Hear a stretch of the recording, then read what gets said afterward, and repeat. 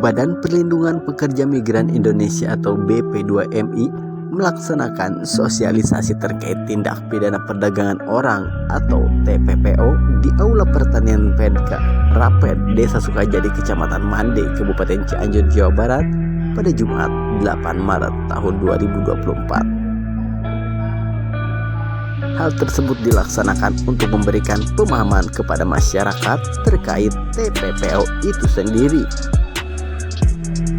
Pada kesempatan itu, hadir Kepala BP2MI yang diwakili oleh Direktur BP2MI Anas, Pemerintahan Kabupaten Cianjur, Camat Mande, para kepala desa, tokoh masyarakat, serta unsur lainnya.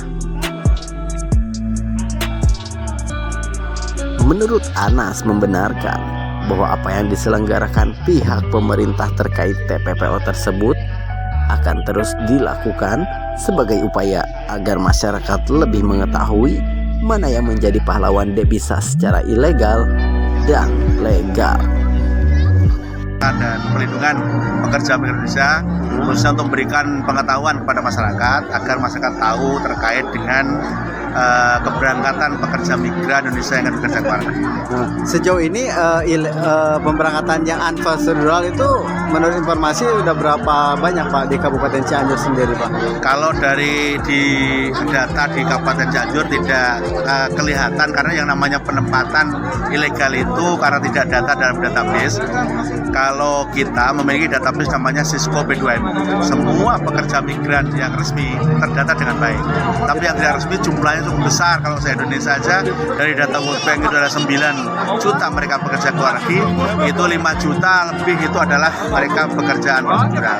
Kemana aja sih Pak yang dilarang, yang tidak diperbolehkan itu kemana aja sih? Untuk negara-negara yang sekarang ini dalam penempatan pekerja migran khususnya pada pengguna perseorangan itu khususnya di Timur Tengah. Dari semua negara Timur Tengah kita tidak membolehkan untuk berangkat pada pekerja perseorangan. Tapi ada kriteria tertentu nggak ke Timur Tengah tapi ilegal? Ada nggak legal? Tapi legal maksudnya ada nggak? Kalau yang legal tentu ada beberapa catatan kita. Banyak sekali kalau legal masih diperkenankan karena di beberapa jabatan di Timur Tengah cukup banyak sebenarnya yang bisa ditempuh masyarakat untuk bisa diikuti untuk bekerja ke luar negeri secara legal. Perbedaannya legal sama unprocedural atau ilegal itu seperti apa Pak? Yang pertama tentu kalau legal terdata di kita melalui proses yang benar, memenuhi standar dokumen yang benar, tentu dilengkapi dengan kompetensi yang semestinya. Sedangkan ilegal adalah mereka bekerja secara unprocedural, tidak terdata dalam pemerintah, mereka dimobilisasi orang lain ataupun mereka bekerja tanpa dokumen. Yang itu berisiko sangat dan itu jelas melanggar hukum ya Pak? Oh betul, jelas. Makanya di dalam rangka kita memberikan pemahaman kepada masyarakat, upaya-upaya sosialisasi inilah yang penting agar masyarakat tidak terjerat dengan penempatan ilegal pekerja migran Indonesia. Setelah ini apa langkah yang harus dilakukan biar warga lebih mengerti?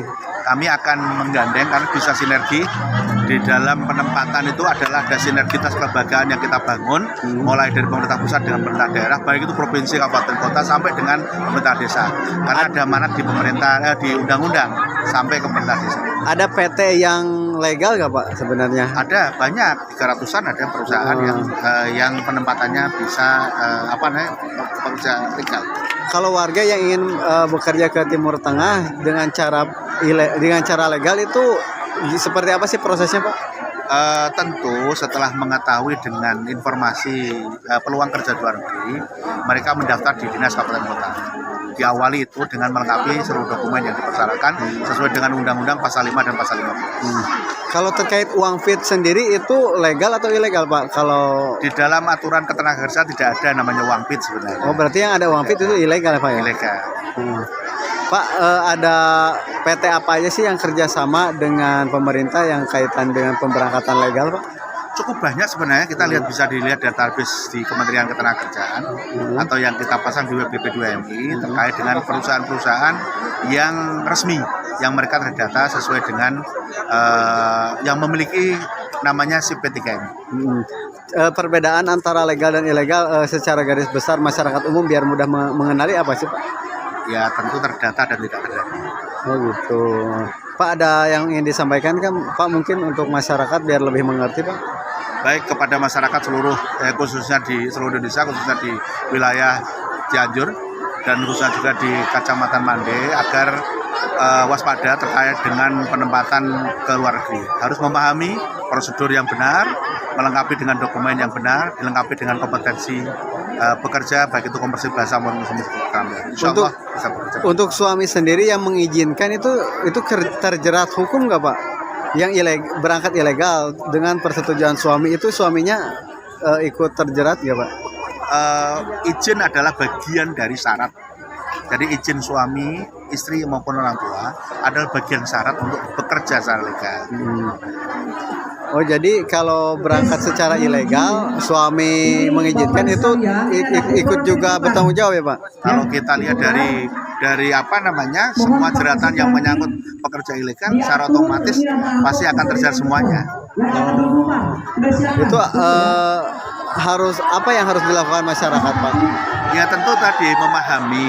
Jadi masyarakat harus diberikan penjelasan, diberikan keterampilan, diberikan edukasi agar masyarakat itu tidak terjerat dengan penempatan ilegal.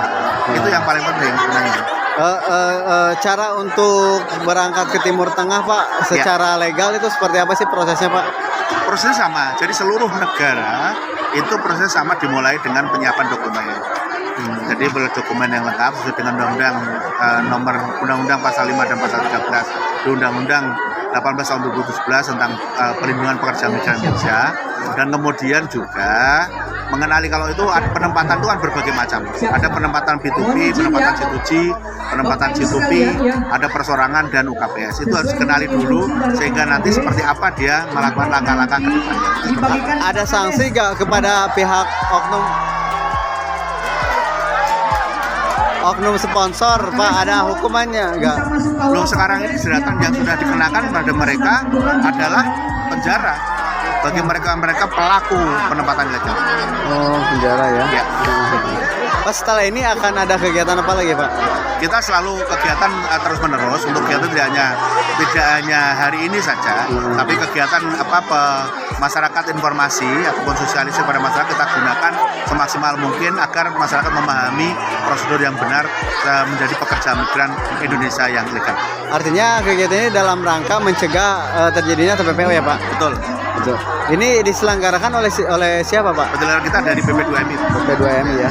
Ya Bapak dengan siapa sebagai apa Pak? Ya, saya Anas, Direktur Penempatan Non Pemerintah Kawasan Eropa dan Pemerintah BP2MI. Sementara Camat Mande Haji Epi Rusmana mengatakan bahwa pihaknya sangat berterima kasih atas sosialisasi yang dilaksanakan oleh BP2MI terkait tindak pidana perdagangan orang. Terima kasih. Alhamdulillah pada saat ini kita melaksanakan sosialisasi tentang TPPO. Ya, intinya penyalur TKI yang dilaksanakan di Kecamatan Mande, tempatnya di Gedung Rapet, Kabupaten Cianjur.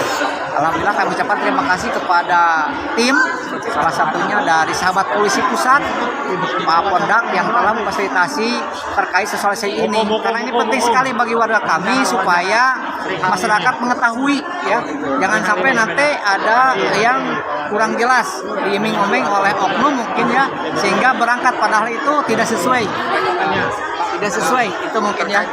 Sosialisasi penempatan dan Tadi apa aja Pak yang disampaikan Pak? terkait tadi informasi yang legal, bahkan menyampaikan sekarang ingin bekerja di luar negeri itu sudah ada aplikasinya melalui online. Jadi warga masyarakat supaya hati-hati kalau ada yang menawarkan atau ingin tenaga kerja bekerja di luar negeri. Ya. Mungkin selanjutnya akan ada sosialisasi di tingkat desa Pak? Untuk sementara kita udah ini sekalian Pak Kades, PKK dari pusat dari desa, RT RW sudah kita libatkan. Tokoh ulama, tokoh masyarakat hadir. Berarti ini yang dilibatkan siapa aja Pak selain kepala desa? Ini kan saya sampaikan barusan, MUI, tokoh masyarakat, perwakilan tokoh agama, RT RW, para kader semua PKK itu hadir. Dan juga ada tanya jawab barusan juga. Ya alhamdulillah masyarakat kami di sini ada pencerahan tentang penyaluran TKI ini. Untuk narasumbernya tadi dari pusat ya, yaitu dari BP2MI, BP2MI, ya, Badan Pengelolaan Perlindungan Migran Indonesia. Nah, mungkin akan ada penekanan ke masyarakat agar Kita tidak terjebak. disosialisasikan lagi di tingkat desa, bahkan di tingkat RW di dalam waktu-waktu yang lain. Nah, ya. Tapi akan ada mungkin ada pesan yang disampaikan biar masyarakat tidak masuk dalam TPPO ini, Pak. Intinya kami sampaikan kepada warga masyarakat, hati-hati kalau memang ingin bekerja ke luar negeri. Pemerintah sudah ada datanya, informasi yang dikeluarkan. Tapi ada juga yang cara legal ya, Pak. Saya kurang tahu, mungkin ada lah, tapi saya tidak tahu persis gitu ya. Nah, ini baru hari ini ya, baru Baru hari ini, mungkin di Cianjur dilaksanakan di Kecamatan Made.